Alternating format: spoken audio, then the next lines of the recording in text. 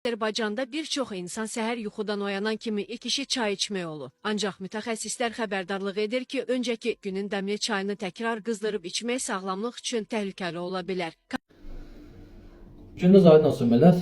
İstəyirəm biraz əlimdə pul düzəldim. Bu jurnalistlər var bəziləri, bir də bu xəbər portalları. Hörmətini eləyim, çıxsın bir dənə reklam eləsin ki, bu səhifəyə, Emin Ramal səhifəsinə girib, məsəl üçün gün ərzində ən azı 3 saat baxmasan, ən azı bir 3 dənə videonu like eləməsən, bəyənməsən, komment yazmasan, səhhətinizdə müəyyən bir xəstəliklər yaranacaq.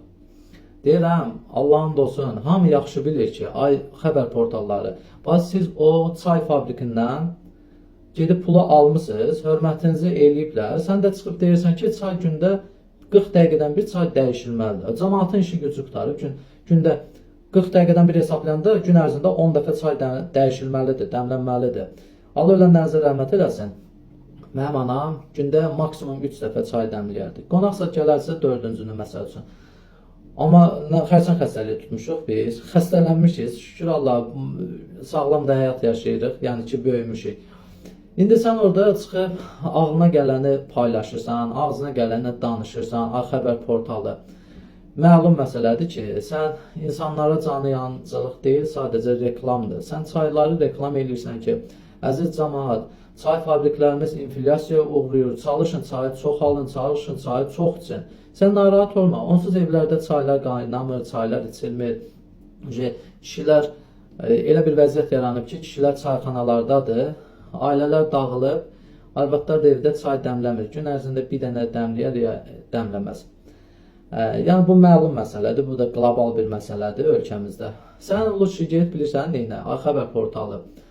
Pul almaq, xalqını belə sevirsən, xalqına canı yanır, deyirsən ki, xərçəng xəstəliyi yaradır. Birincisi, xərçəng xəstəliyi yaradırsa çay, Amerika dünyada xərçəng xəstəliyinə görə ən çox xərçəng xəstəsi olan ölkədir. Orada çayada milyonda bir insan çay içir, hamısı konservləşdirilmiş şeylər yeyirlər, içirlər, sok içirlər, nə bilim, kola içirlər.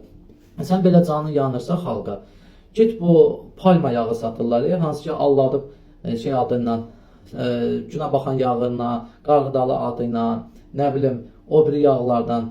Yəni alladıb cəmaatı bitki tərkibli alladıb satırlar. Ged onların tərkibini maraqlan, ged ki, palma yağı, bu qədər palma yağı, yəni hardan gəlir, nə tər olur istehsal, sən ged onları maraqlan. Sənin çayla nə işin var, cəmaat nə qədər çay içir, çay içən yoxdur, sənə nə dəxli var?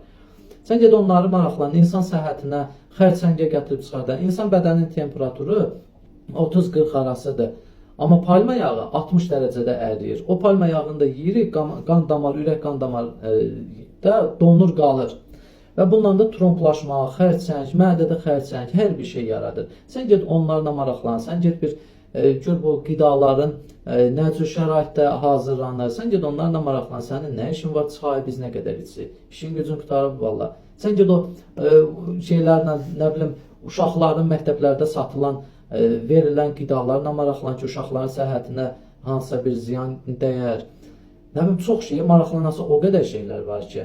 Yəni, bugünkü gün qidalarımız belə ki, çörəyi maraqlan. Gör, çörək bəlkə bu elə ölkədə geyləşmə, pozğunlaşma, nə bilim nələr, bunlar hamısı elə onun tərkibinə nəsə qatıb, hansısa bir maddə gəlib ölkədə, hansısa maddədən istifadə edirlər. Ged ondan maraqlan ki, yəni necə oldu bu ölkədə, bu xalq bu cür dəyişdi, millət bu cür dəyişdi, necə oldu? Sən onları ged maraqlan. Sən o qədər şeylər var maraqlanası, ged onlarla maraqlan. Sən düşmüsən çay fabrikindən pulunu alıb çay reklam edirsən. Şəxsən mən gündə maksimum 2 dəfə çay dəmlənər, səhər, axşam. Yəni bu normal bir vəziyyətdir. Adam var 3 gündən bir çay içir. Yəni elə bir şeyləri durub əlinizdə reklam eləməyin. Gedin işinizdə məşğul olun. Hamı yaxşı bilir nəyi nə qədər içmək lazımdır. Allah xalqımızı qorusun, dövlətimizi qorusun.